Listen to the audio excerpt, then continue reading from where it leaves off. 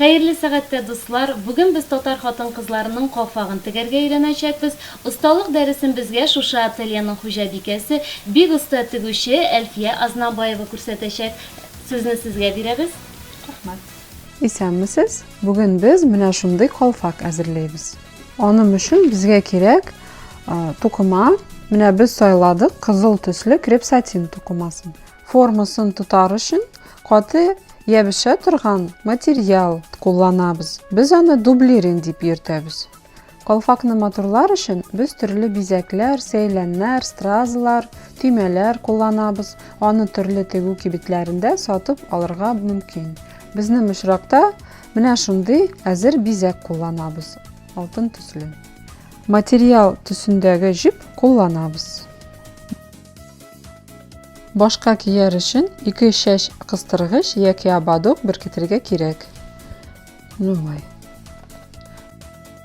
Безгә кирәк 2 шаблон.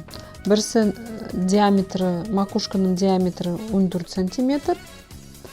Бу шаблонның бийеклеге 6 см. Озынлыгы 37 см. Дублиринның размерлары әзрәк бәләкәйрәк.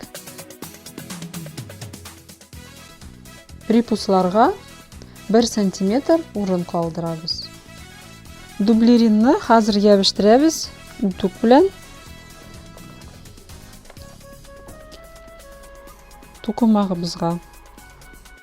Кысаның 2 башын туташтырабыз.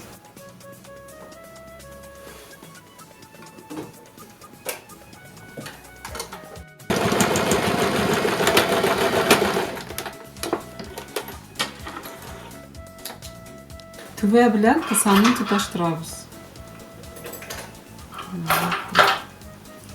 Башта җип белән, аннан соң машина белән.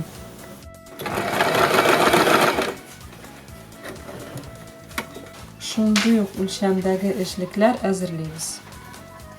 Ишлекне тегәбез.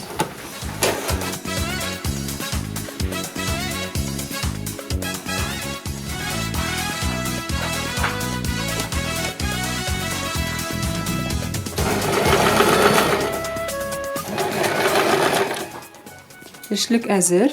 Хәзер без аны кул белән тегеп куябыз.